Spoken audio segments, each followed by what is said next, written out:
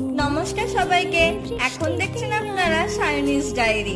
আজকে সন্ধ্যাবেলাতে বিকেল বিকেল করে বেরিয়ে গেছিলাম স্টুডিও যাব বলে। একটা পিয়ার্সিং এর কাস্টমার এসেছে। সেই পিয়ার্সিংটা করতে করতে হঠাৎই বাইরে থেকে খুব আওয়াজ দিচ্ছে। গিয়ে দেখি যে খুব জোরেতে বৃষ্টি নেমেছে। বৃষ্টি থেকে তো সত্যি আমার এত মন ভালো হয়ে গেছিল, কি বলবো।